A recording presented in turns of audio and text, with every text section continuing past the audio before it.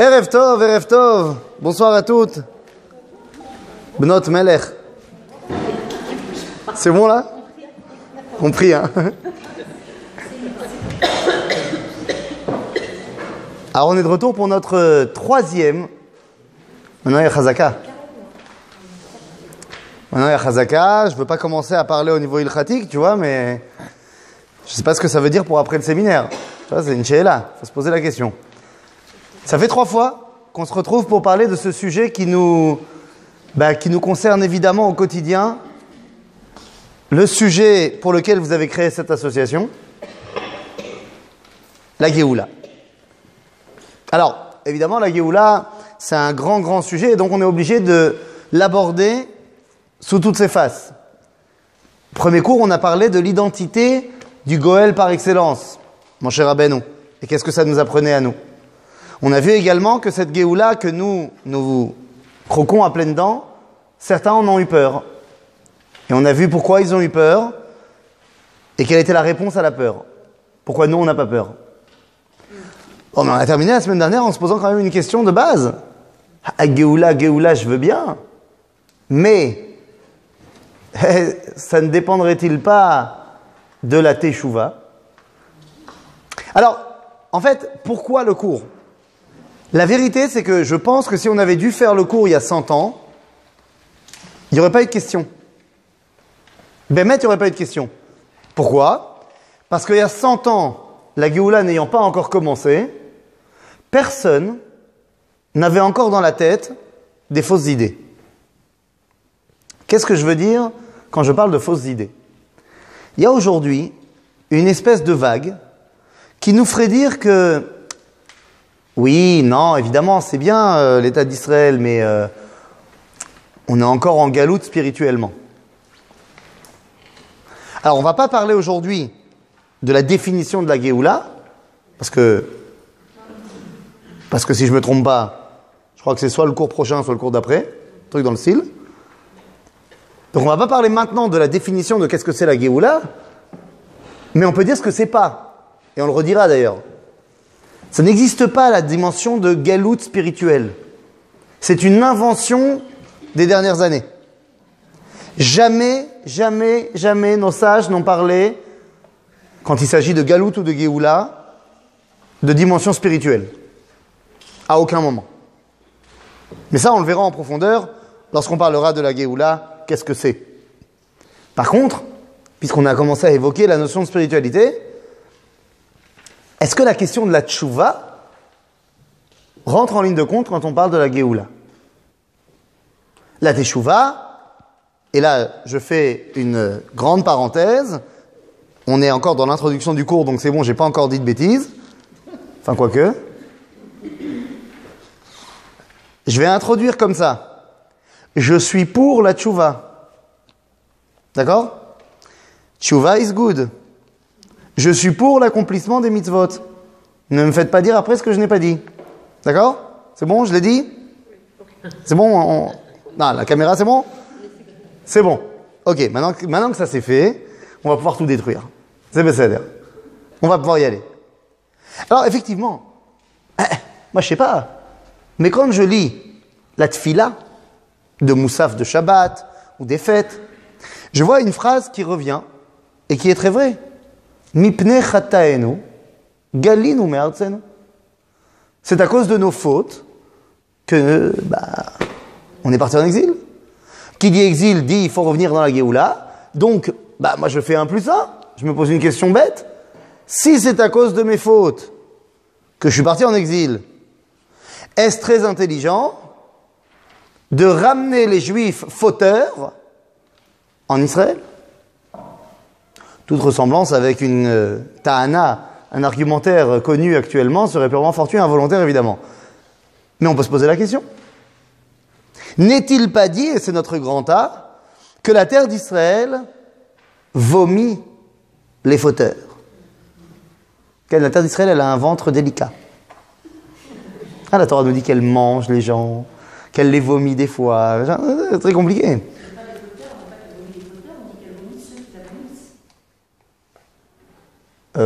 Non. Pourquoi vous dites ça?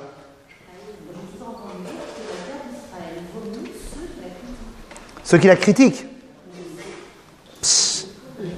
Bah, je sais pas. Moi, je vous ai ramené ici, vous savez, j'ai appris de mes maîtres une notion révolutionnaire. Révolutionnaire. Alors, je sais bien que ce que je vais vous dire maintenant, vous l'avez jamais entendu, mais je pense, j'y crois vraiment. J'ai appris de mes maîtres que si tu veux savoir ce que la Torah pense d'un sujet X ou Y, révolutionnaire, attention, hein, regarde ce qui est marqué dans la Torah. Je sais que c'est révolutionnaire, mais on va essayer d'y aller quand même. C'est pour ça que je vous ai amené à la source numéro 1, les versets qui parlent de ça. Regardez ce que me dit la Torah dans le livre de Vayikra. Al titam'u bechol ele. Donc là, la Torah m'a fait une liste de toutes les exactions des Cananéens, des Knaanim, en terre d'Israël. Et on me dit à moi, Al titam'u bechol ele. Ki bechol ele nitmeu agoyim, asher ani meshalach mipenechem. Voilà, ne vous souillez pas comme eux, parce que ça, c'est tout ce qu'ont fait les nations qui étaient là avant vous, et je les renvoie, parce que vous arrivez maintenant. Ok? Vatitma haaretz. À cause de ce qu'ils ont fait, la terre a été également souillée.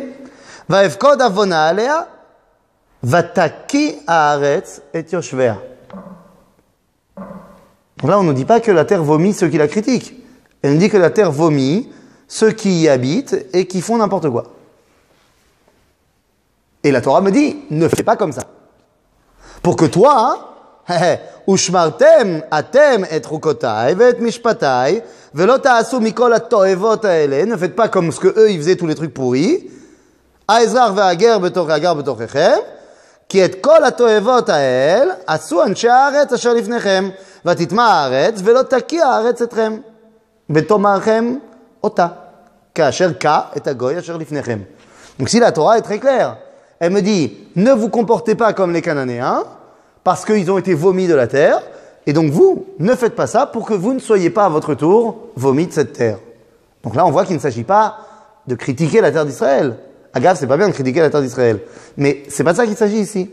Ici, a priori, celui qui faute, est vomi. D'où la ta'ana. Ah oui, bah alors, ce que fait le sionisme, hein, Kalita, la Alia, Inyanim, blablabloum, ah, c'est le Besséder. Parce qu'il devrait demander d'abord, dans le formulaire ouvrir un dossier à l'agence juive, quelle cacheroute tu manges? J'imagine. À l'entrée de l'agence juive. Et c'est pas ce qui se passe, hein, je peux vous dire. Non, je le connais, hein, il demande pas. Il demande même pas quel kippa on a sur la tête. C'est incroyable. Alors qu'a priori, ben, il faudrait faire ça. Pourquoi ramener des gens qui sont fauteurs? Qu'est-ce que vous en pensez?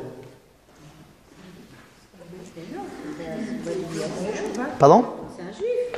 C'est un... Oui, mais d'accord. Mais là, on me dit, si tu fais n'importe quoi, la terre va te vomir.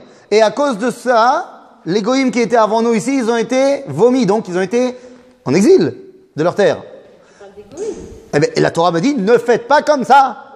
Pour ne pas être vomis, vous, à votre tour. Ah, vous dites, quand ils ont été dans l'avion, ils ont fait tchouva. Alors, la vérité, moi, je connais au moins une personne à qui c'est arrivé. C'est Bibi. C'est-à-dire, si vous me demandez quand est-ce que j'ai fait tchouva, parce que je viens pas du tout d'une famille religieuse, j'ai fait tchouva dans l'avion. Dans l'avion. Ouais, enfin, c'est possible. Dans ma tête, j'ai fait tchouva dans l'avion. En réalité, j'avais déjà décidé de faire tchouva 1 an avant, à l'entrée de la terminale. Mais on va dire que la pression sociale, la jeunesse, j'ai dit à Dieu que je ferai tchouva l'année prochaine. Ah, j'étais dans l'ambiance, tu vois. Et quand je suis arrivé dans l'avion, j'ai dit, on y va, on fait tchouva. Je suis arrivé à la yeshiva, je connaissais rien du tout, mais j'étais le grand rabbin d'Israël. C'est pas vous qui rentre et qui ne rentre pas. Tous les juifs peuvent rentrer. Après, celui qui sont des Khataïm, c'est d'une façon ou d'une autre, la terre, elle est voulue. Alors d'abord, j'ai pas parlé du gouvernement. Non, parce que... J'ai parlé de l'agence juive. Bon, À ceux qui ouvrent les dossiers, c'est pas le gouvernement. D'autre part, c'est oui le gouvernement qui décide, puisque c'est oui le gouvernement qui a voté la loi du retour. Donc c'est oui le gouvernement qui décide. Et non, je veux dire, c'est pas l'agence juive. Le gouvernement a voté la loi du retour, et cette loi détermine que toute personne qui a un grand-parent juif peut revenir en Israël. Encore une fois, caméra, temps mort. je suis pour que les gens viennent en Israël, c'est bien. Mais je pose la question. Si on a été exclu de la terre d'Israël, exilé suite à nos fautes, est-ce bien intelligent de ramener les gens qui continuent à faire les mêmes fautes? Alors on va être heureux. Ah, donc c'est un ping-pong. On revient et on repart, et on revient et on repart. Oui? Un par un? J'entends rien, excusez-moi. Oui. Et en plus de ça, il faut les faire venir parce que c'est peut-être ici, pas seulement dans l'avion, mais peut-être une fois qu'ils ont posé le pied en Israël, ils vont faire tchouva. Oui, mais et si on détermine qu'il faut faire tchouva avant? Ah. Oui. Est-ce que monter en Israël, c'est une mitzvah? Parce que monter en Israël, c'est une mitzvah. Donc en faisant cela, il rajoute déjà une mitzvah dans le panier. Ok. Parce que quand tu es déjà sur la terre d'Israël, il y a quelque chose qui se fait en toi. Voilà, vous rejoignez ce que vous dites. Quand vous revenez en Israël, il y a déjà quelque chose. Pardon? Ah, Eretz Israël, Avira de Eretz Israël Markim. Quand ils vont se balader en Israël, ils vont devenir plus intelligents. Oh. Oui? Et tu peux enlever le truc de l'agent juif. Tu peux le mettre là, hein, c'est bon. Regarde. Oui. Alors qu'est-ce que c'est une faute et qu'est-ce que c'est un fauteur? C'est une très bonne question. D'abord, je voudrais renforcer mes propos de dire que c'est pas bien de faire monter des gens qui continuent à faire des fautes. La Torah m'a dit que c'est pas bien. Elle m'a dit ne le faites pas. Mais Yirmiyahu Hanavi en remet une couche. Le prophète Jérémie me dit la chose suivante. Va'avi etrem el eretz hakarmel. Dieu parle par la bouche de Yirmiyahu et dit je vous ai ramené dans la terre d'Israël. Le'echol piria vetuva. Pour que vous kiffiez. Traduction libre. Vatavo. Vous êtes venus. Et quoi? Vatetamu et artsi. Venachalati samtem letoeva. Vous avez souillé ma terre et vous l'avez rendue dépravée. Mais de quoi parle-t-on? Pardon? De quoi parle-t-on précisément? De quoi parle-t-on? Oui. Là, on parle des gens qui s'est... De quelle faute? Ah, j'ai pas encore dit. On n'en a pas encore parlé. Mais d'abord, on voit bien ici que et la Torah et le Navi, Yirmiyahu, sont très très critiques quant à ces gens qui fautent en Israël. Oui? C'est-à-dire ici, dans le premier paragraphe, quand il dit à ces chasseurs, il ne parle pas des Juifs, il parle des Cananéens, des Slicha? qui étaient en Israël. Slicha, regardez la deuxième ligne. Ushmartem atem et chukotai ואת משפטי ולא תעשו מכל התועבות האלה גם האזרח וגם הגר הגר בתוככם כי את כל התועבות האלה עשו אנשי הארץ ותטמע הארץ ולא תקיע הארץ אתכם בטומאכם. C'est-à-dire, eux ils ont fait ça, certes, vous ne le faites pas, que je sois pas obligé moi de vous exiler également. Quoi? À qui il parle quand il dit atem? Il parle aux Juifs, mais quand il dit pas comme eux. Ben évidemment. Il dit, les Cananéens, ils ont fait n'importe quoi, ne faites pas comme eux. Ben, d'accord, c'est ce que je dis. Donc, mais on est bien d'accord. Ce que je dis, c'est donc faire revenir des gens qui feraient comme les Cananéens. C'est intelligent? Ouais, c'est de ça qu'on parle. De notre genre d'action. Ah ben justement, il faut savoir de quelle action on parle. Alors, c'est bidou kaïnian. De quelle avérote parle-t-on? Et il faudrait peut-être mettre le point sur les i.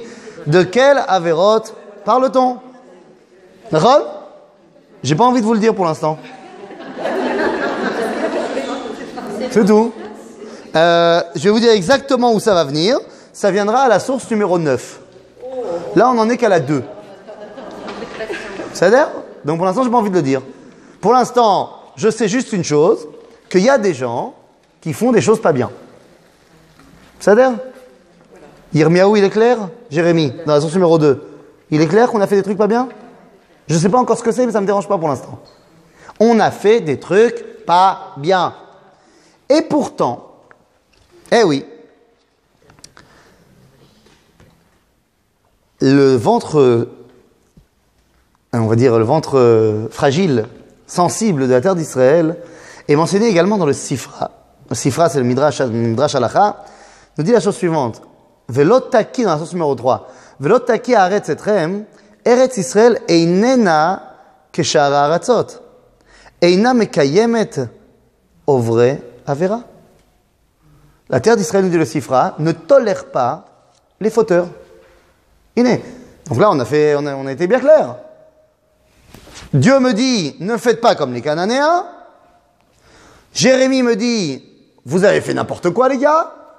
Et le Sifra me dit, la terre d'Israël ne supporte pas les fauteurs. C'est quoi le début alors de l'autre qui a arrêté? C'est le pasouk, il se base du pasouk. Non, rappelez-vous du pasouk qu'on a lu. Il dit, ne faites pas ça, Velot aki haaretz etrem. Si vous ne faites pas, alors.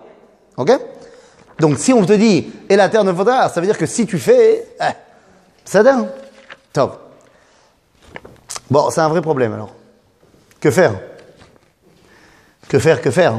Semble-t-il, d'après les 3 premières sources qu'on a dit, seul quelqu'un qui a une théoudat cacheroute à fond sur tout ce qu'il fait peut faire son alia.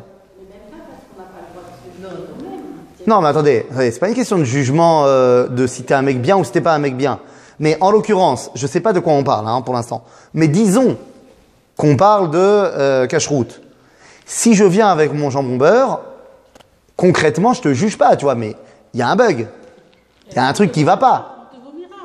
Alors, tu dis la terre te vomira. Donc, je repose la question, est-ce bien intelligent de faire tellement d'efforts pour ramener les gens en Israël pour qu'après, on soit dans une situation de vomissement? Qu'est-ce qui va devenir de l'association? C'est un problème. Alors, eh bien les amis, c'est pas vrai. Quoi? Viviane me dit, il te charrie le rab. Pas chas v'shalom. Chas v'shalom. Vous savez combien de temps le peuple juif a attendu votre association? Mais vous rigolez. Vous savez pourquoi vous rigolez? Je peux vous assurer que si maintenant on faisait le cours, on transpose le cours de cette synagogue-là dans une synagogue à Mea-Shearim. Vous pouvez rester le même public, vous devez changer le rabbin, sinon ça ne marche pas. Mais on change le rabbin, et le rabbin qui est habillé comme un vrai rabbin, pas n'importe comment comme moi, il dit des choses comme ça. Il n'y a personne qui va rire. Il dit, vous savez, vous qui êtes là, machin, personne ne va rire. Nous, ça nous fait toujours rire, parce qu'on a toujours du mal à se prendre au sérieux, de dire que c'est vraiment vrai ce en quoi je crois. Ken, c'est Behemet Nachon. Ken, c'est Behemet Nachon. Quoi qu'il en soit, d'après ce qu'on a dit, il semblerait problématique de nous faire venir en Israël. En tzadik ba'aretz asher ya'aseh tov velo yecheta. Quoi, on est tous parfaits? On a tous fait notre allié. Est-ce qu'on est tous parfaits? C'est la volonté d'Hachem. Ouais, mais ça c'est un joker trop facile. Vous avez raison. Non mais vous avez raison. Mais vous avez raison. Je dis pas que vous avez tort, vous avez raison à 100%. Et il a dit la seule chose pourquoi vous êtes venu, c'est parce qu'Hachem a Mais encore une fois, je répète, vous avez raison. Mais pourquoi je dis que c'est un joker trop facile? Parce que si je dis c'est la volonté d'Hachem, on ferme le cours. C'est la volonté. Oui, c'est vrai. Bye. Bien sûr que c'est la volonté d'Akadosh Baruch Hu. Il faut. Pourquoi? Ok? Mais quand vous posez une question en shiur et vous dites Lama zekacha, réponse, c'est marqué dans la Torah. D'accord, mais c'est pas une réponse. Ashela lama zekatuv baTorah. D'accord? Alors, Bekitzour Rabotai, Gvirotai, de quoi on parle ici? Est-ce que c'est véritablement comme ça? Je ne dois faire venir en Israël que des religieux? Mais Rabotai, enfin Gvirotai, je ne vais pas y arriver, nous dit le Sifri. Le Sifri nous dit dans la paracha de Ekev, Va'avatem me'era, lorsque la Torah nous parle de l'envoi en exil, quand il faut partir en exil, Afalpi, she'ani megle etrem min haaretz lechutz al haaretz, eyu metsuyanim sham. De quoi on parle? Le Sifri me dit, ok, il va y avoir l'exil. Mais quand tu seras en exil, fais quelque chose pour moi, s'il te plaît. C'est quoi, conduis-toi bien? La Torah me dit, continue à faire des mitzvot, s'il te plaît. Oui, parce que on pourrait se poser la question, et soyons très honnêtes, c'est complètement absurde, a priori, de faire les mitzvot en chutz laaretz. Je donne un exemple bateau. Il est évident que la mitzvah de Souka n'a pas été donnée pour que tu d'abord déblaies la neige devant l'entrée de ta Souka quand tu fais Soukot au Canada. C'est évident. C'est évident non plus que ça n'a pas été donné, n'en déplaise à certaines personnes très très très très intéressées par manger sous la pluie. Ça n'a pas été lancé pour que on se mette sous la pluie dans la Souka avec le manteau comme ça et faire le kidouche et courir à la maison après pour faire le repas. Et ça a encore moins été mis en place, comme disent les chassidei Chabad, que en mitzvah patur min souka et que donc on mange sous la flotte. C'est kol hakavod, alors c'est pas ça l'idée de souka. Vous comprenez bien que la mitzvah elle a été donnée dans d'autres circonstances. Le peuple juif il n'est pas censé être dans un climat polaire. Maintenant, barour que la Torah elle a été donnée pour être ici. Barour. Maintenant, Dieu me dit, Ken Aval, quand tu vas partir en exil, s'il te plaît, continue à faire les mitzvot. Lama. Mashal lema adavar domé. Il est dans la source numéro 4. Mashal lema adavar domé. Que si jamais il y a un homme, un roi qui est marié avec une femme, et un jour il s'énerve contre elle, il lui dit, rentre chez ton père. Faut que je me calme. Par contre, quand tu seras chez papa, garde tes habits de reine. Comme ça, quand je te rappellerai, tu te rappelleras comment il faut être une reine. Imaginez, pendant 2000 ans, on n'aurait pas mis les tefilines. On ne se rappellerait même plus de ce que c'est des tefilines. En d'autres termes, on fait les mitzvot en chutz laaretz. Aval lama? Pour s'entraîner. C'est un entraînement. Un entraînement, pour le moment, on va pouvoir les refaire tel qu'il faut. Mais qu'est-ce que ça veut dire ici? Ça veut dire que concrètement, le fait qu'aujourd'hui je veuille revenir en Israël et que je ne suis pas encore en possession de mes mitzvot, ben, c'est un peu normal. Eh ben voilà, parce que même les mitzvot que je faisais là-bas ou que je faisais pas là-bas, c'est un entraînement. Donc disons, celui qui l'a fait, c'est super, comme ça il sait ce qu'il faut faire. Mais celui qui n'a pas fait l'entraînement, bon, il sera peut-être pas bon au match. Mais ce qui est important, c'est le match. Donc pas la dimension qui était la tienne quand tu étais là-bas. Et j'en veux pour preuve, ici, ce que je vous ai amené encore une fois dans le Sifri, lorsque la Torah me dit « Virashtem ota, vishavtem ba » parce que la Torah me dit qu'il faut prendre possession de la terre d'Israël et s'y installer, c'est une mitzvah de la Torah. Quelqu'un m'a dit « Ouais, non mais monter en Israël, c'est une mitzvah. » Je ne sais pas si vous avez déjà entendu parler ça de gens qui disent moi quand je revenais en France les premières années, donc je vous ai dit je viens pas d'une famille religieuse machin, mais bon j'ai fait tchouva, je suis venu en Israël, je suis devenu un petit peu attaché à l'enseignement du Rav Kook, terre d'Israël, à la Torah renaissante ici. Et donc dans les premières années, dès que je revenais dans mon ancienne communauté, il y avait toujours la bande de religes qui venait et qui me disait toujours la question qu'on pose à un sioniste religieux. Il dit Tov, c'est sympa ce que tu dis. En gros, Tov, c'est sympa ce que tu dis, ça veut dire on n'a absolument rien à dire contre ce que tu dis, genre on n'a rien à dire, mais attention, ok, mais qu'est-ce qui vaut mieux?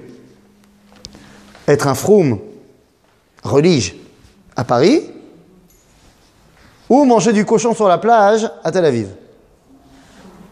Hein, qu'est-ce qui vaut mieux? À Kippour.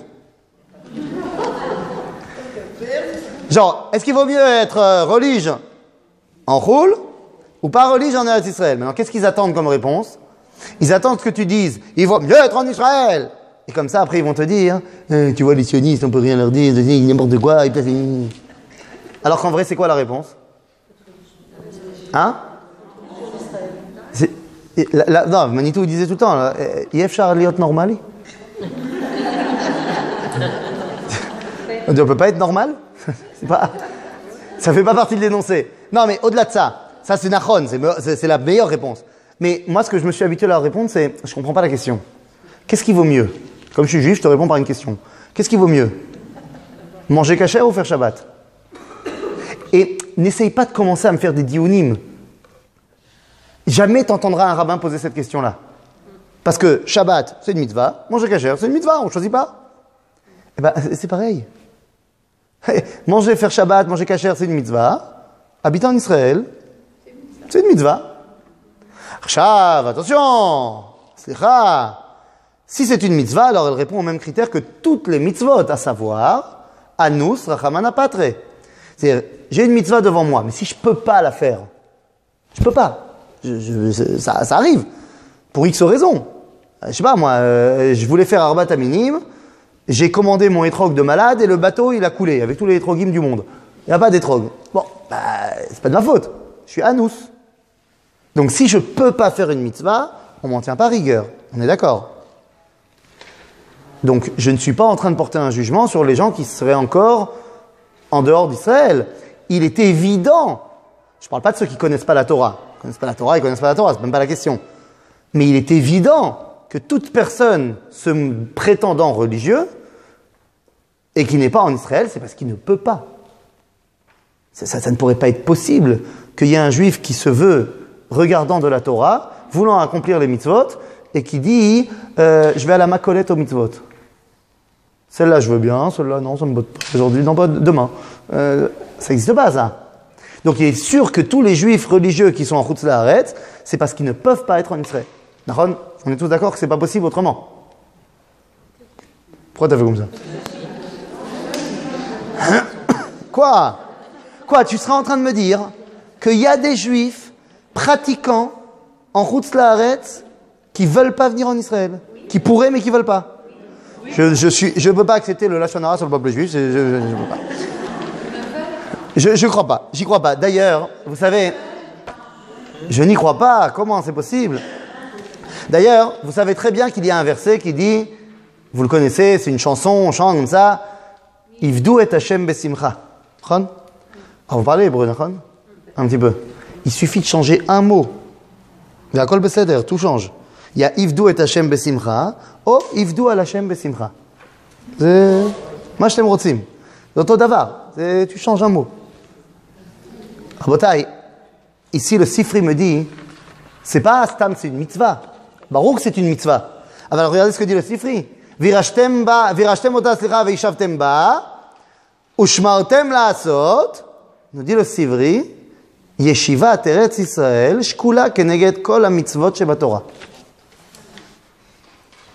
Elle vaut toutes les autres. Bon, elle n'est pas toute seule. Il y en a 4. Il y en a 4 mitzvot qui sont comme toutes les autres.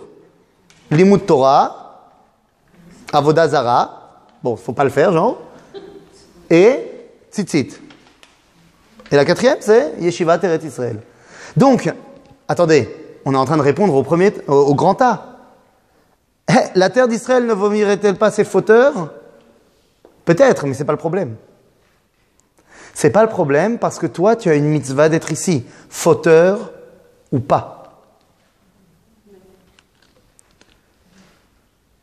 Oui, mais le problème, il est là. Il est que, ok, j'ai une mitzvah d'être ici, fauteur ou pas, mais bon, j'ai pas envie de revenir en mode je faute, donc je repars. Donc, peut-être que quand même, la Aliyah serait réservée à une élite religieuse. Du moins, ce serait ça l'idéal de l'Aliyah. Il y a le package Aliyah pour le commun des mortels, nous, mais il y a une Aliyah VIP des religieux. Il y a des gens qui ont voulu faire ça, qui ont voulu créer un organisme alternatif à l'agent juive, parce que, faites attention, l'agent juive va déjudaïser vos enfants. Et je ne parle même pas de ce qui a été grotesque il y a quelques mois à Paris, lorsqu'est venu le rabbi de Sotmar pour dire de ne pas envoyer les enfants en Israël, parce que là-bas, c'est une véritable Shoah spirituelle. Et c'est tellement évident qu'il connaît la situation du peuple juif en France. C'est vrai qu'ils sont tellement tous dans la Torah en France. C'est Baruch. Personne n'est intervenu, il n'y a pas eu... Non. Qui est intervenu à ça? C'est une honte. Oui, enfin, il y a juste eu des milliers de personnes qui étaient là-bas, à Kol Beseder. Non, malasot. Quoi qu'il en soit, Rabotai, quoi qu'il en soit, cette question de savoir si au final, est-ce que c'est une élite religieuse? En gros, est-ce qu'il faut être dans la Torah pour être ici ou pas? Eh bien, cette question a été posée dans le traité de Sanhedrin, dans la source numéro 6. Pose la question Rabbi Yochanan. Il dit, mais qu'est-ce qu'il a fait, Omri, Omri, pour ceux qui ne se rappellent pas, hein, c'était un des rois d'Israël. Pas un des plus tzaddik. Papa de Achav, qui n'était pas non plus un grand respectant de la Torah. Je me pose la question à Gemara, mais qu'est-ce qu'ils ont bien fait pour mériter, non seulement de régner, mais d'avoir une dynastie? C'est pas rien. Et là, tu peux jouer le Joker. Akadosh Baruch Hu, il est derrière. Si en plus il les a mis rois d'Israël et qu'il leur a mis une dynastie, c'est pas rien. Qu'est-ce qu'ils ont fait pour mériter ça? Nous dit la Gemara. Amar Rabbi Yochanan, mipne ma tzacha omri le malchut. Mipne she'osif krach echad be'eretz Israël. C'est quoi son mérite? Il a fait un nouveau yishuv. Il a fait un nouveau yishuv. Il a fait une ville. Il a créé une autre ville en Israël. Maintenant, le mec, il est Oved Avodah Zara, la Méadrine, hein, attention. Hein. Mais le fait d'avoir construit un autre village en Israël, d'avoir ajouté des gens qui habitent ici, ça lui a donné le mérite, non seulement d'être roi, mais d'avoir une dynastie. Et on parle de quelqu'un qui ne faisait pas Shabbat. Hein. Ah ah! Donc il semblerait que ma conception de « il faut être là si j'ai fait les mitzvot, je n'ai pas fait les mitzvot », c'est pas vraiment ça. Mais attendez, on va aller plus loin. Ça, c'est bien pour la génération de Omri. Mais nous, la génération de Omri, vous allez me dire « ouais, mais ils étaient déjà là. Ils sont là depuis que Yoshua nous a fait rentrer en Israël. » C'est peut-être pas... On ne peut pas comparer ça avec des gens qui seraient déjà en Chutz La'aretz et qui doivent venir. Peut-être qu'effectivement, à ce moment-là, il faut faire venir que les religes. C'est pour ça que je demande aux religes de lire un livre très sympathique, best-seller mondial depuis pas mal d'années, The Bible. Pourquoi vous riez encore une fois? Vous savez pourquoi vous riez encore une fois? Hein? Parce que je ne vais pas faire un sondage ici dans la salle pour savoir qui c'est qui l'a lu. Non, je ne vais pas le faire. Non, ne me poussez pas à le faire. Posez-vous la question tout seul. Comment c'est possible que quand tu vas dans une école chrétienne, ils connaissent la Bible sur le bout des doigts, y compris la deuxième partie qui s'est moins bien vendue? C'est pas juste. Quoi? C'est pas vrai. Quoi, c'est pas vrai? Quoi, ils connaissent pas? Bien sûr que non. Dans une école catholique, ils connaissent beaucoup mieux que dans une école juive. Non. Oh oui. Oh oui. Et pour avoir fait l'expérience avec les deux. Moi aussi, j'en ai fait l'expérience. Et vous dites qu'on connaît mieux dans les écoles juives? Comment? Vous dites qu'on connaît mieux dans les écoles juives? On n'a pas fait les mêmes écoles alors. Non. Je connais pas les écoles juives, mais les écoles chrétiennes, je les connais. Et quoi, on n'étudie pas la Bible? Non, on étudie le Nouveau Testament seulement. Voilà. Mais chez les protestants... Ah, je vous ai eu. Bon, de toute façon, c'est pas un concours, on est censé savoir mieux de toute façon. C'est à nous que ça a été donné, non? Et pourtant, quand tu rentres dans une yeshiva, quel livre tu vas avoir beaucoup de mal à trouver? Un Tanakh. Ah, des Gemarot, t'en as plein. Avalé fois Tanakh. Ah, attends, pourquoi ça? On va pas rentrer maintenant dans... Concrètement, hein, c'est une... Non, je vais vous dire très rapidement. Ce que je dis est vrai uniquement dans le monde ashkénaze. Dans le monde séfarade, on n'a jamais arrêté d'étudier le Tanakh. Sauf dans le monde séfarade qui s'est ashkénisé depuis ces 50 dernières années pour que ça jouait bien. Mais le monde séfarade, il n'a jamais arrêté d'étudier le Tanakh. Pourquoi le monde ashkénaze, il a arrêté d'étudier le Tanakh? Parce que ça fait mal au cœur. Ça fait mal au cœur de tous les jours lire un livre qui te dit que tu vaux rien. Oui, parce que chaque page du Tanakh te dit que si le peuple juif il n'est pas en Israël, Zéloch avec Loum. Donc quand on n'était pas là pendant 2000 ans, ça faisait mal au cœur. Donc on a arrêté de le lire. Ah, il n'y a aucun livre qui te dit que c'est comme ça, mais Mifran Atotsaha, dans les faits, c'est ce qui s'est passé. Et d'ailleurs, dans les faits, tous les rabbanim, lorsque le sionisme est né, je parle avant la création de l'État d'Israël, hein, tous les rabbanim qui se sont opposés au sionisme venaient du monde ashkénaze. Il n'y a pas un seul rabbin séfarade qui était opposé au sionisme. Pourquoi? Parce qu'ils ont toujours étudié le Tanakh, ils savaient très bien de quoi on parle. C'est ça? Mais évidemment, ça continue pareil. Aujourd'hui, les yeshivot, elles marchent tous sur le mode ashkénaze. Donc on n'étudie pas le Tanakh. Mais oui, mais je te rappelle qu'il y a des yeshivot, je ne sais pas si tu connais, mais qui ont décidé que c'était un idéal de s'habiller, de penser, de parler, de réfléchir comme il y a 300 ans en Pologne. Donc l'étude, elle va avec. Regarde, je me livre devant vous, mais je vous l'ai dit déjà 3 fois aujourd'hui, je viens pas d'un monde religieux. Quand je suis arrivé en Israël à la Yeshiva, donc j'ai été reçu dans le bureau du Rav Cherki et du Mahon Meir, et pour m'accepter à la Yeshiva, bon, il m'a posé des questions, machin. Et puis après, une fois qu'il m'a dit, ok, c'est bon, il m'a dit, Tov, Aval, par contre, tu as un interdit complet de rentrer dans les cours tant que tu n'as pas lu la Bible. En français, prends le temps que tu as besoin, mais tu lis le Tanakh en entier. Je lui dis quoi, Je lui ai demandé, je lui ai dit, parce que je sortais du bac, hein, que je lui ai dit, où est-ce qu'on trouve le profil de l'œuvre? Hein, il n'y a pas un résumé? Il m'a dit non, il n'y a pas de profil de l'œuvre, là tu vas te coller les 24 livres. Bon, elle m'a la azote. Les 24 livres.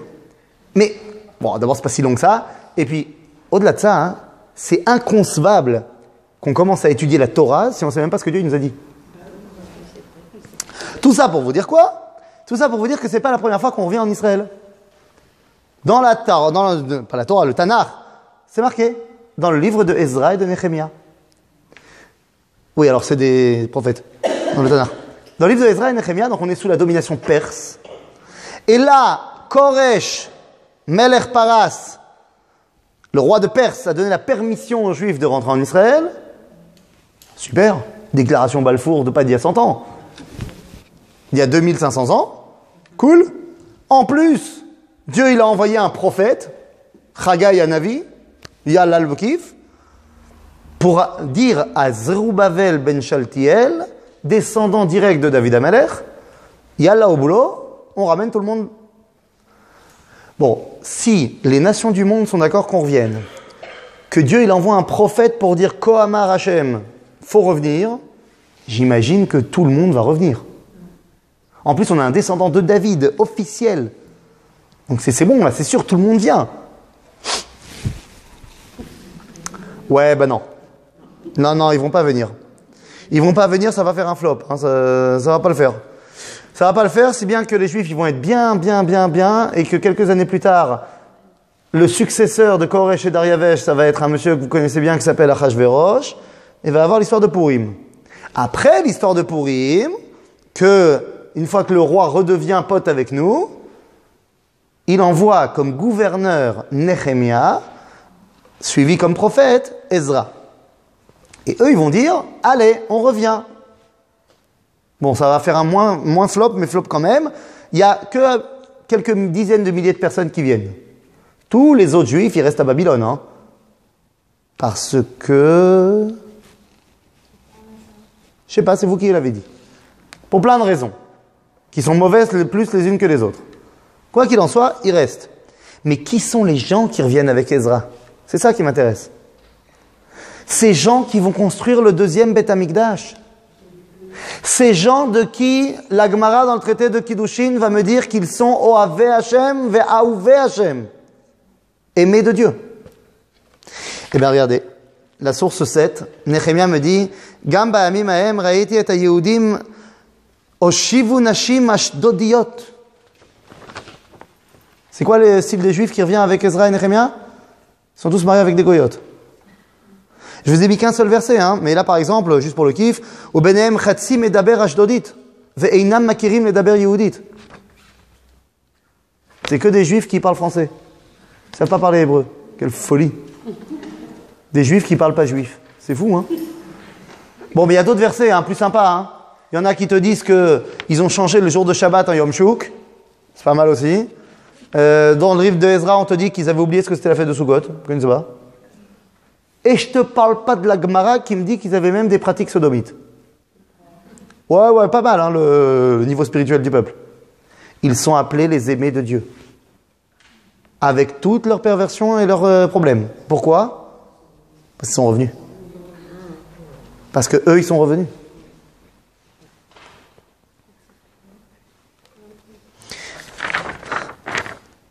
C'est pour ça que nous dira le Bereshit Rabbah.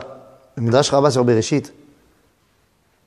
Pourquoi Yaakov il a eu peur quand il est revenu et qu'il a vu Esav?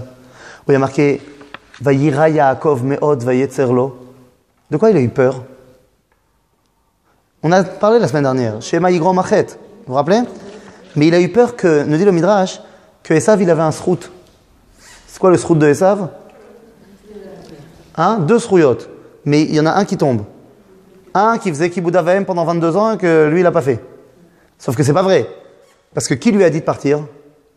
Papa et maman. Donc en n'étant pas là, il fait Kibud Avaim. Donc ça marche pas trop. Par contre, le deuxième, Yeshiva Eretz Israël. Mais t'aurais pu dire, mais non, mais attends, mais c'est pas vrai, parce que Esav, quand il était en Israël, il faisait n'importe quoi. Donc c'est certainement à son désavantage d'être en Israël et de faire des avérotes. Non, tu vois qu'Yaakov, il n'a pas pensé comme ça. Yaakov, il n'était pas Haredi. Yaakov, il n'a pas dit, non, tu fais des avérotes, c'est pas bien. Yaakov, il a dit, il était là. Après, barour que Esav, il a des problèmes. Et qu'il va falloir corriger chaque problème. Encore une fois, je suis absolument pas en train de faire l'apologie des avérotes. Que les choses soient bien claires. Avérotes, not good. Mitzvot, good. C'est-à-dire, c'est pas de ça qu'on parle. Mais il faut bien comprendre de quoi on est en train de parler. Yaakov me dit, j'avais peur parce qu'il était là. Avec toutes ces perversions. Et c'est pour ça que vous m'avez posé la question, alors c'est quoi ces fameuses avérotes qui emmènent en exil? Si j'ai mangé un jambon beurre, je vais en exil? Non. Nous dit la Mishnah de Masechet Avot qu'il n'y a que 4 avérotes qui entraînent l'exil. C'est où? Que 4. Ine, Masechet Avot, Galut Bala Olam, Alma, Avoda Zara, Giloy Arayot, Shfichut Damim, Veshmitat Haaretz. La Shemitah. Voilà. 4 mitzvot qui emmènent l'exil. 4 mitzvot qu'il ne faut pas faire, quoi, genre. 4 avérotes qui entraînent l'exil. Oui?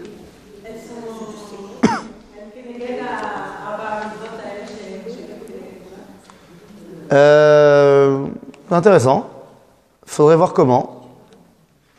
Il y a sûrement un lien. Il faut réfléchir. Bonne remarque. Très bonne remarque. Est-ce qu'elles sont en rapport avec les 4 mitzvot qui dépendent de toutes les autres? Faut voir. Yesh matzav. Yesh matzav.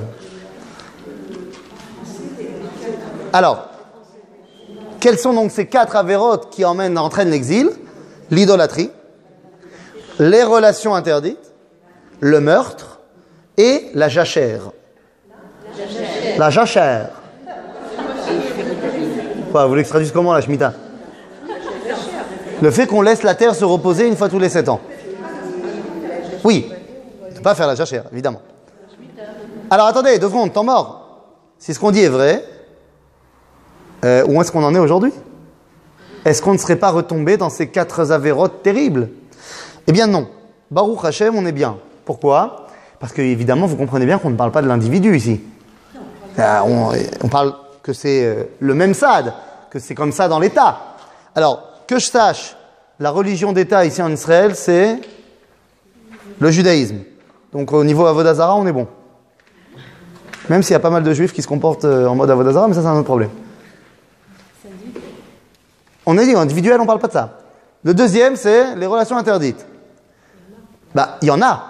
Mais l'État, pour l'instant, ne permet pas le mariage homosexuel. Pour l'instant, l'État ne permet pas les relations incestueuses. C'est pas bien vu par la société, si je ne me trompe pas. Donc, même s'il y a des gens qui le font,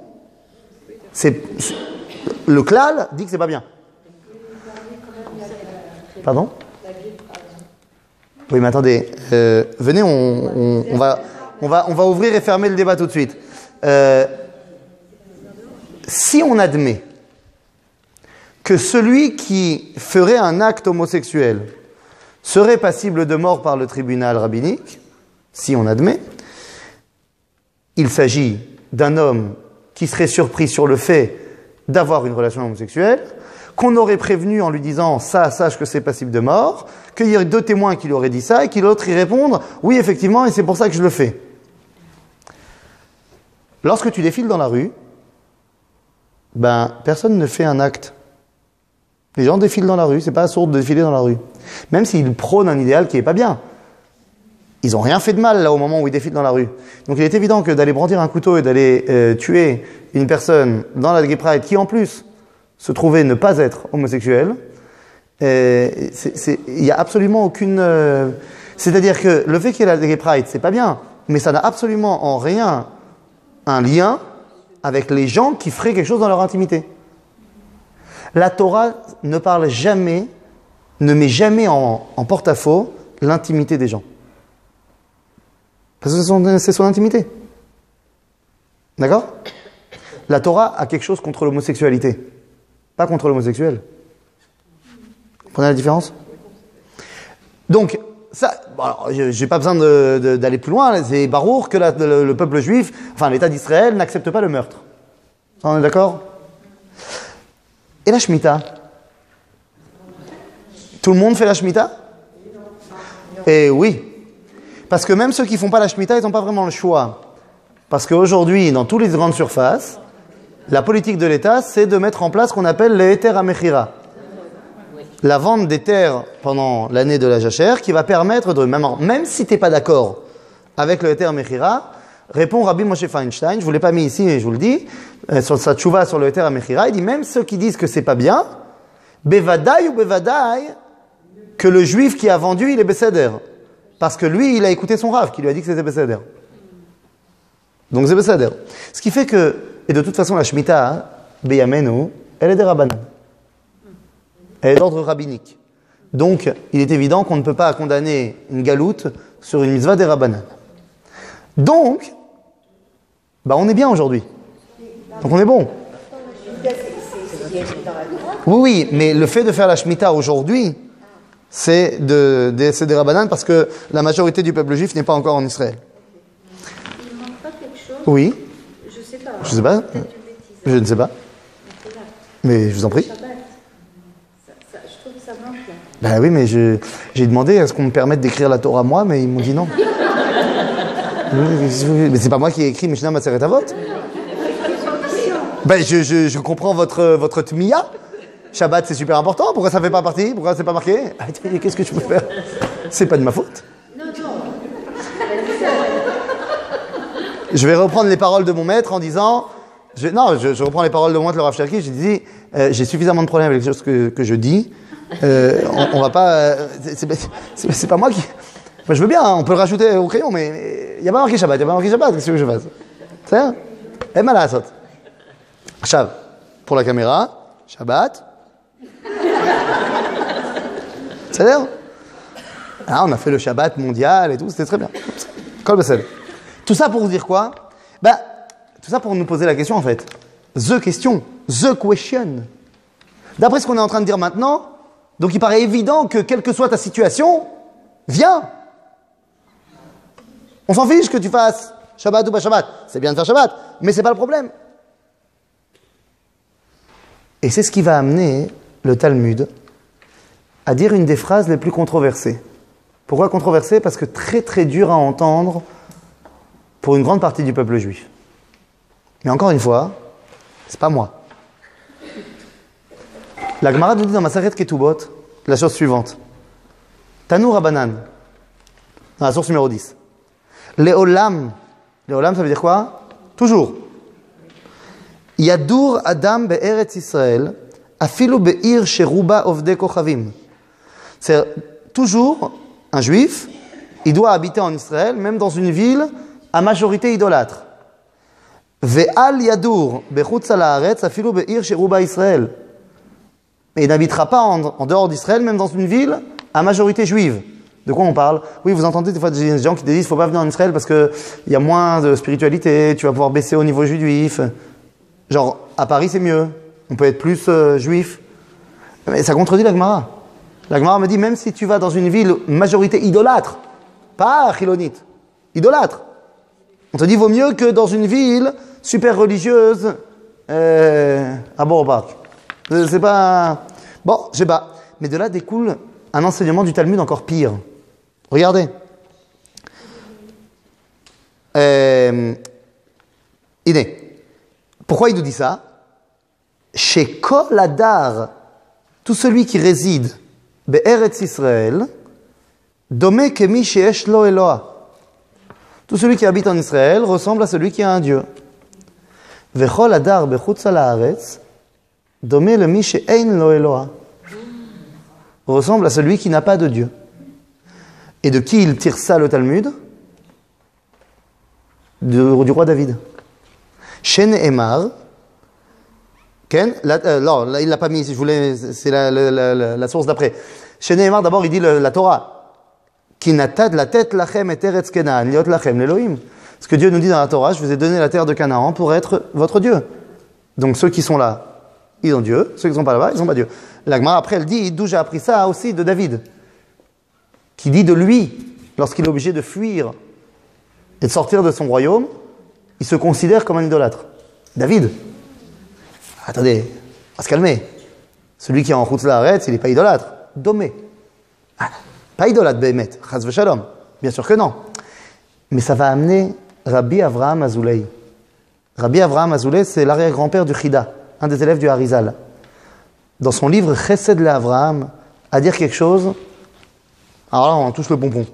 Regardez ce qu'il dit dans la source numéro 11. Il reprend la Gemara. Kol adar be'eretz Israël nikra tzadik. Attendez, regardez la suite. Afalpi shelo nira.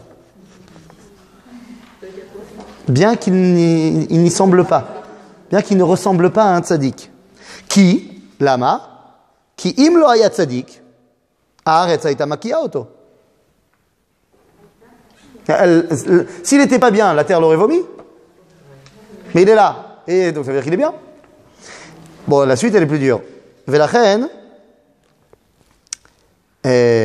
ולכן אומר, ולכן, אם הוויה כאן, הרי הוא צדיק במהותו. C'est la preuve qu'il est tzaddik à fond, puisqu'il est là. טוב, וכל הדר בחוץ על הארץ נקרא רשע, אף על פי שלא נראה. Ah, alors évidemment, on n'est pas obligé d'accepter le chesed l'Avraham, bien que malasot, mais il te dit quelque chose de très clair. Il te dit que le fait de venir ici, c'est une condition première à tout le reste. Et c'est maintenant qu'on va arriver, en fait, à notre grande question. Quelle est donc la place de la tchouva dans l'histoire? Puisqu'on a commencé le cours en disant « Tchouva is good ». Et que notre sujet officiel de ce soir, c'est est-ce que la Géoula, donc le fait que le peuple juif revienne ici, dépend de la tchouva ou pas? Parce qu'on a très souvent entendu qu'il faut que le peuple juif fasse tchouva pour qu'il y ait la Géoula. Et c'est pas d'ailleurs une invention. Quoi? Quoi plus que ça?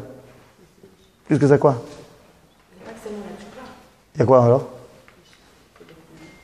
Alors il y a quoi? J'ai pas entendu. Il y a? Alors oui, alors est-ce que c'est seulement venir ici, c'est ça qui amène la Géoula? Et donc je peux continuer à être Iloni et à être Ben Gurion? Ou est-ce qu'il faut que je fasse tchouva pour pouvoir avoir la Géoula? C'est quoi la ta'ana? La grande ta'ana du monde orthodoxe aujourd'hui, contre Ben Gurion et ses copains, c'est qu'ils n'étaient pas religieux. Et toute la question est là, est-ce que c'est une condition sine qua non ou pas? Et la vérité, c'est qu'ils ont sur qui s'appuyer. Parce que ça, c'est une question, c'est un machloket dans la Gemara, entre Rabbi Eliezer et Rabbi Yoshua.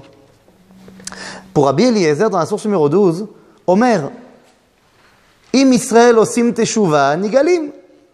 Veim lav, ein nigalim. Iné, Rabbi Eliezer. Si le peuple juif fait tchouva, Géoula, pas de tchouva, pas de Géoula, ça semble contredire tout ce qu'on a dit depuis le début. Aval Rabbi Yoshua, il n'est pas d'accord. Et à chaque fois que maintenant, je vous ai amené que quelques exemples, je ne vous ai pas amené toute la Gemara dans la page 97 de Sanhedrin, mais à chaque fois que Rabbi Eliezer va dire, ben oui, si le peuple juif fait pas de tchouva, pas de Géoula. À chaque fois, Rabbi Yoshua vient derrière et dire, ah bon, comment tu dis ça alors qu'il y a marqué 1, 2, 3, 4, 5, 6, 7, 8, 9, 10. Et c'est pour ça qu'au final, Rabbi Yoshua, lui, dit, Géoula, tchouva ou pas tchouva, Géoula quand même. Et oui, et c'est pour ça hein, qu'en fait, toute la question, elle est là. La tchouva, elle vient avant ou après la Géoula? D'après Rabbi Eliezer, elle vient avant. Mais d'après Yoshua, Rabbi Yoshua, elle vient après. Et la halakha, elle est comme Rabbi Eliezer ou comme Rabbi Yoshua? Eh bien, la halakha, elle a été nifseket, la halakha, on ne peut pas dire qu'il y avait vraiment une halakha là-dedans. Mais tous les achronim, ils ont dit comme Rabbi Yehoshua. Et ils s'appuient sur quoi? Ils s'appuient sur des versets. Alors vous allez me dire, non mais le Rambam, il a été possède comme Rabbi Eliezer. Oui, c'est vrai, dans Ilchot Teshuvah. Ah, dans Ilchot Melachim, il est possède comme Rabbi Yehoshua. Alors comment on fait? Ça veut dire que le Rambam, il te dit ou comme ça ou comme ça. Gamze Efshari, c'est possible que le peuple juif fasse Teshuvah et il y ait la Géoula. C'est aussi possible que le peuple juif fasse pas Teshuvah et qu'il y ait quand même la Géoula. Je sais pas. On va voir. On va voir. Mais d'abord, regarde ce que dit la Torah. La Torah, elle ne laisse pas de place au doute quant à l'ordre des choses. Regardez ce que dit la Torah dans la paracha de Nitzavim. Ce qu'on appelle parashat Teshuvah. Qu'on va toujours lire d'ailleurs avant Rosh Hashanah. Ce sera toujours le Shabbat avant Rosh Hashanah. Veshavta ad Hashem Elohecha. Vous me dites quand vous voyez le fait de revenir faire des mitzvot. D'accord? Veshavta ad Hashem Elohecha veshamata bekolo kechol asher anochi mitzavecha hayom. Ata uvanecha bechol levavcha bechol nafshecha. Veshav Hashem Elohecha et shevutecha. C'est quoi? Dieu va te ramener de ton retour. De quoi on parle? Verichamecha veshav vekibetzcha mikol ha'amim. Ça veut dire quoi ça? Dieu va te ramener de tous les peuples. Où il t'a mis là-bas. De quoi on parle? Kibbutz Galuyot. L'agent juif. C'est ça? Iné, encore une fois, vous riez. Veshav vekibetzcha mikol ha'amim. Iné. Asher efitzcha Hashem Elohecha shama. Im yendachra biktzei hashamayim misha mikabetzcha Hashem Elohecha misha mikachecha. Veviacha Hashem Elohecha. Il va nous emmener où? En Ouganda? Non. כן? אל הארץ אשר ירשו אבותיך וירשת, ותבחר וירבך מאבותיך. Pour l'instant, est-ce qu'on a parlé de revenir faire des mitzvot?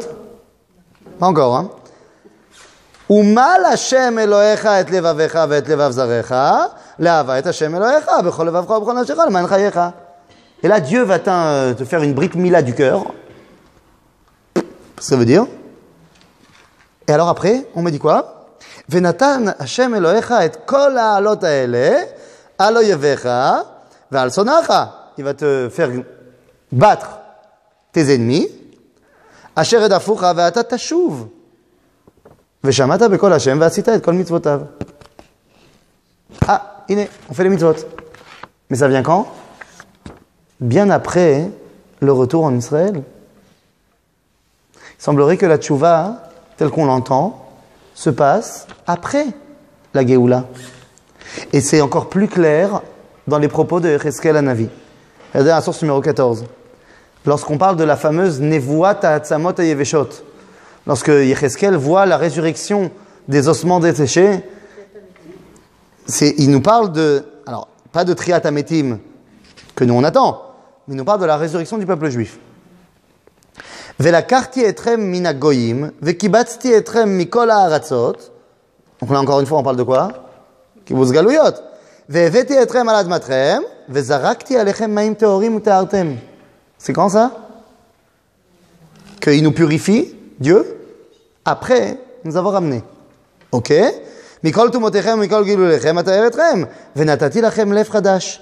ורוח חדשה אתן בקרבכם, והסירותי את לב האבן מבשרכם, ונתתי לכם לב בשר, ואת רוחי אתן בקרבכם.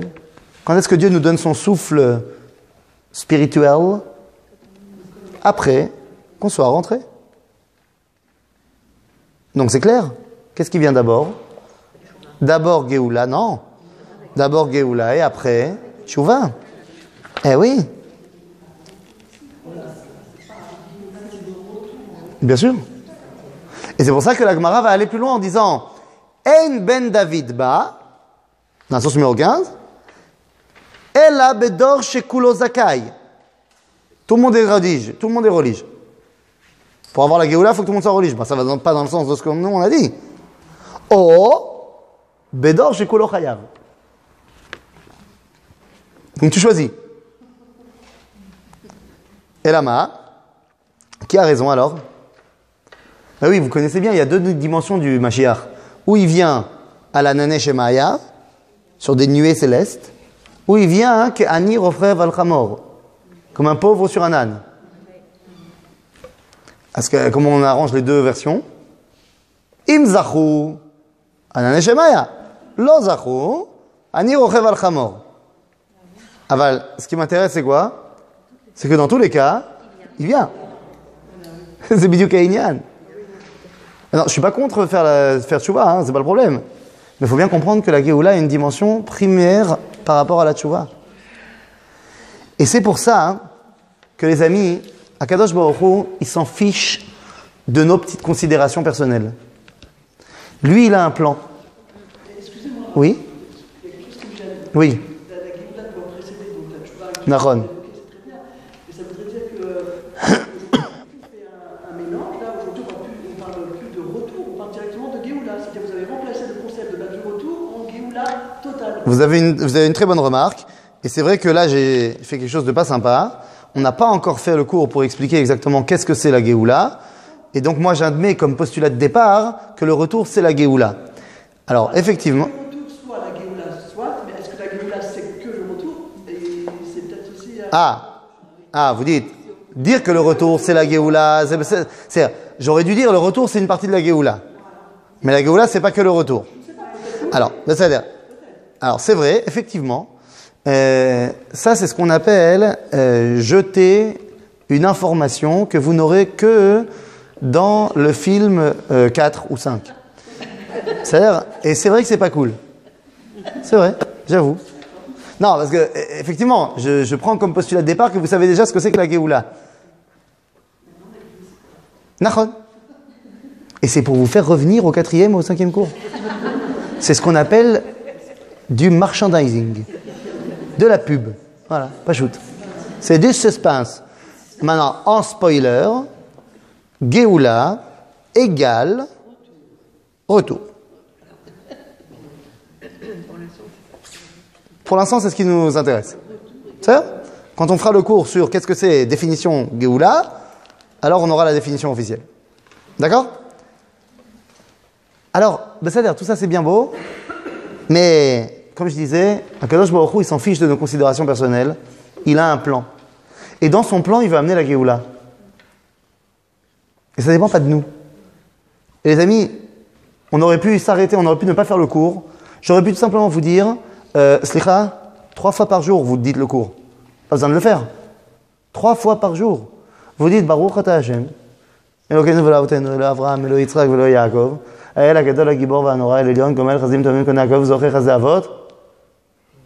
Quoi? On me dit Goël, ça s'appelle Géoula. Livne BNM. Pourquoi? Les manchemo. C'est pas pour nous, hein. C'est pas pour nous qu'il amène la Géoula. Les manchemo be'ava. Et là, tchouva, pas tchouva, c'est pas le problème. Et c'est pour ça que le prophète Yecheskel, il va dire, Lo lemanchem ani oseh. Kim leman shemi agadol amechulal bagoyim. Et malazot. C'est pas pour vous, hein. Vous prenez un trempe. Mais c'est pour moi. J'en ai marre d'être bafoué aux yeux des nations. Donc, je vous emmène ici, je vous fais la Géoula. Kaha. Vous méritez? M'en fiche. C'est pas le problème. Vous mériterez. Il a fait. En fait, on n'a aucune part à ça. Ben, en fait, on a quand même une petite part à jouer. C'est quoi la petite part à jouer? Tu te rappelles en Égypte? On n'a pas fait grand-chose, Nahon. C'est Dieu qui a fait le gros du boulot. Mais on a quand même fait un truc. C'est quoi? On est sorti.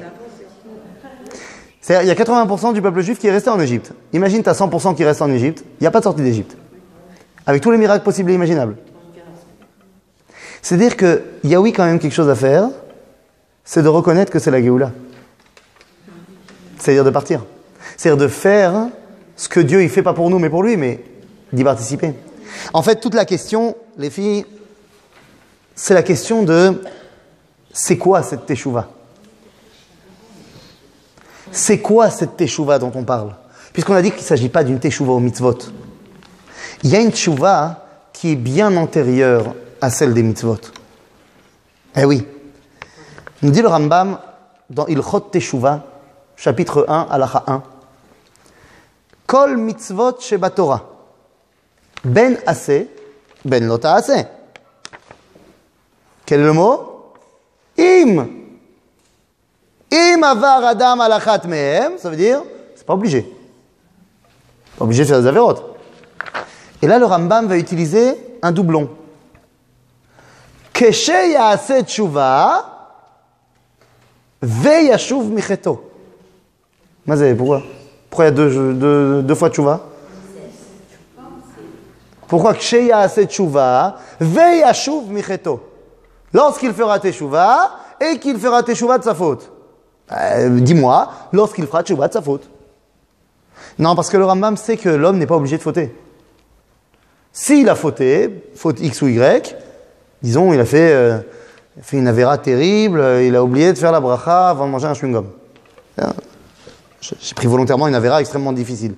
Donc, il a oublié. Il faut qu'il fasse tchouva sur cette faute. Mais ça, nous dit le Rambam, ça doit s'inscrire dans une tchouva qui n'a rien à voir avec la faute, qui s'appelle Keshe ya'aseh tchouva. Lorsqu'il fera tchouva, parce que c'est une évidence de faire tchouva. Alors c'est quoi la catégorie? Il y a deux choses. Il y a si j'ai fait une faute, je fais tchouva sur ma faute. Mais il y a une tchouva qui ne dépend pas des fautes. Vous avez entendu parler d'un texte très sympathique qui s'appelle la Hamida? Shmona Esrei. Dans quel bracha on parle de corriger nos fautes? Selach lanu avinu. Lo. Selach lanu avinu. Ki chatanu. Mais qu'est-ce qu'on a dit juste avant? Ashivenu. Baruch ata Hashem, arotze b'tshuva. Mais de quelle tchouva on parle? Puisque la tchouva des fautes, c'est Baruch ata Hashem, chanun arbe l'isloach. C'est-à-dire qu'on fait tchouva d'abord de quelque chose qui n'a absolument rien à voir avec la faute. Pardon? Alors voilà. Ça veut dire quoi le mot tchouva? La chouv, ça veut dire revenir. Mais attendez, revenir à quoi? Alors, sur sa terre, soyez pas trop sioniste non plus. Oui? Quoi?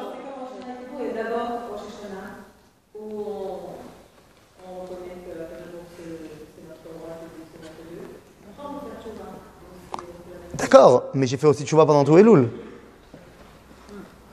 Là, c'est quoi le problème? Pourquoi? C'est quoi cette teshuva qui n'a rien à voir avec les fautes? Parce que, encore une fois, à Rosh Hashanah et Kippour, vous admettez qu'à Kippour, je vais faire tchouva sur mes fautes. Mais c'est quoi la tchouva qui n'a rien à voir avec les fautes? C'est quoi ce retour si j'ai pas fauté? Ça, c'est très chassidi. Non, c'est très comme ça, il faut revenir à toi, machin. Il y a un verset, pas un verset, c'est un amira comme ça dans la source numéro 18 de Birkei de Rabbi Eliezer. Vous connaissez très bien, qui dit que tchouva kadma laolam. Ça veut dire quoi? Oui, mais ça veut dire quoi concrètement? Le principe de tchouva a précédé le monde. Les amis, il y a un verset, je pense que vous connaissez, je vais le dire même comme ça sans regarder la feuille, je me lance, dans la source 19, qui dit Bereshit bara Elohim et hashamayim ve et haaretz. Entendu parler? Quelqu'un pourrait me... Non, je ne vais pas vous demander de me le traduire littéralement, mais quelqu'un pourrait me traduire le deuxième mot? Bara. Créé, nachon? Nachon, c'est nachon. Aval, c'est pas comme ça qu'on dit en araméen. Arrête, bara, c'est un mot en araméen qui est rentré dans l'hébreu, mais c'est d'abord un mot en araméen. Qu'est-ce qu'il y a quelqu'un ici qui parle arabe un petit peu? Bara, ça veut dire bâton. Hein, en arabe? Qu'est-ce que c'est? Bra. C'est-à-dire va-t'en. Nachon, achutza. Iné, bara en araméen, ça veut dire à l'extérieur. D'ailleurs, comment est-ce qu'on dit en français exister? Exister. D'accord. Exister, ça se dit exister. Exister, ça vient de deux mots latins, ex, ist. Ce qui veut dire être à l'extérieur.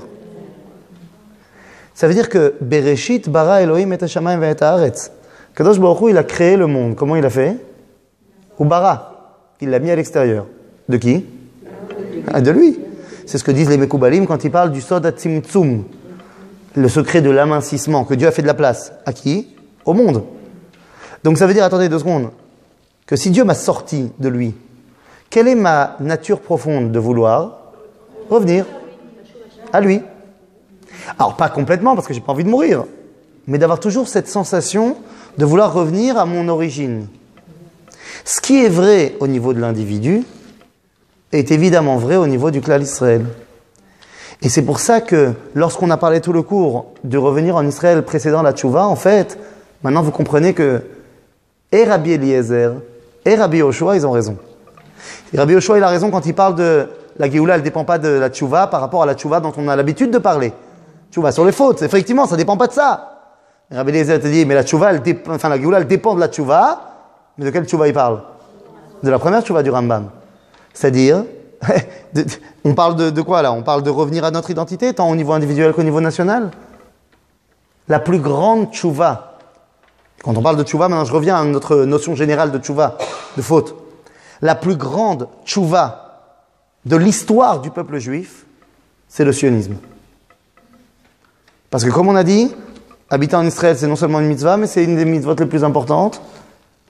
Il n'y a jamais eu autant de juifs en Israël qu'aujourd'hui. Jamais. Dans toute l'histoire du peuple juif. Même à l'époque du Beit Hamikdash, 1, 2, ce que tu veux. Jamais. C'est la plus grande tchouva.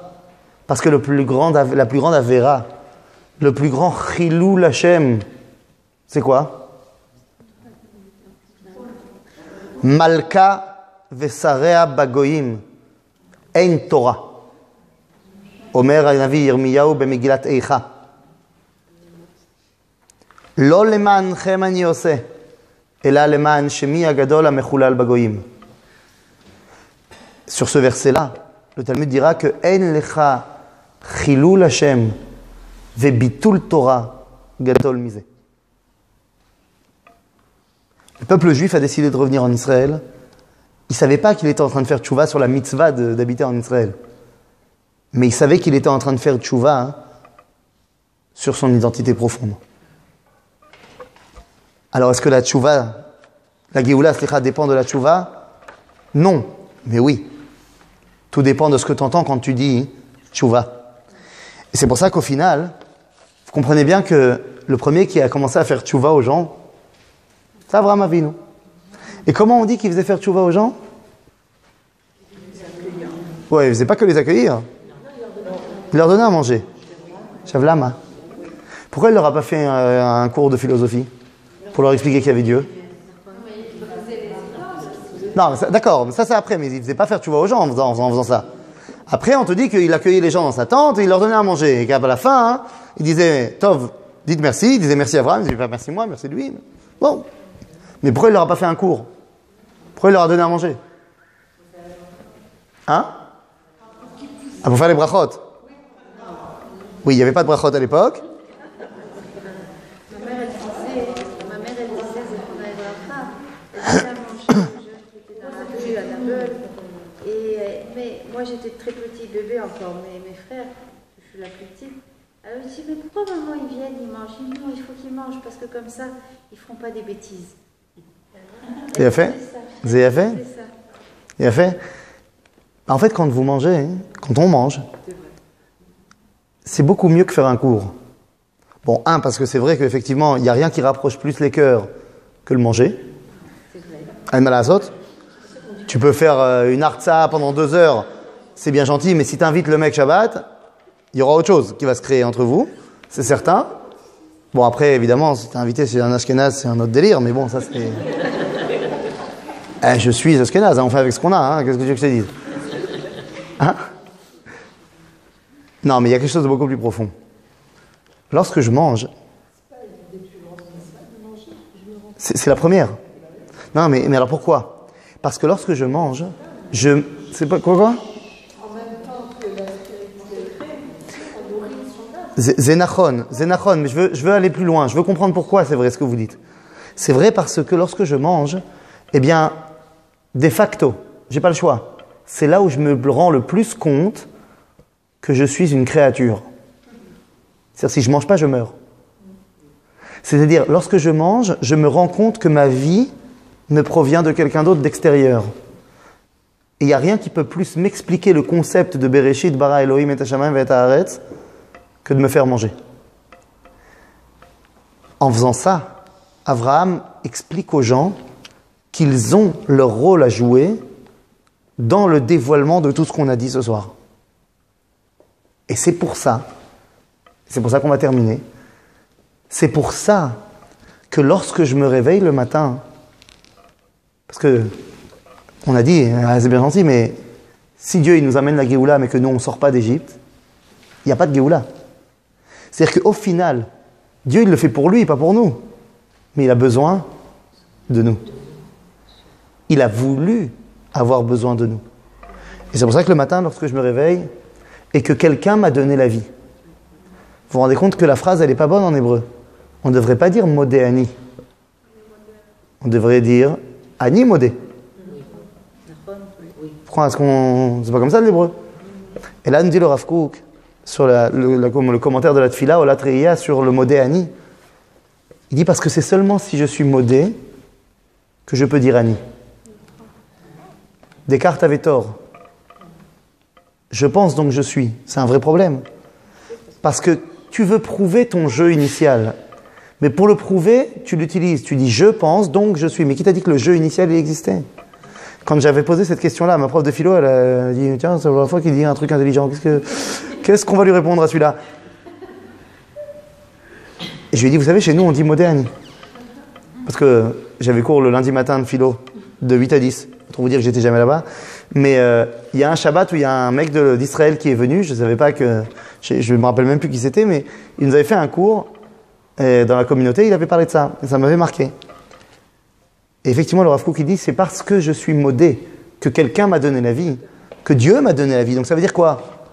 C'est-à-dire que moi, je suis important. Hello? Il m'a réveillé moi.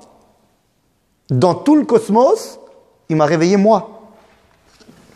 מודה אני לפניך, מלך חי וקיים, שהחזרת בי נשמתי, תודה רבה, בחמלה.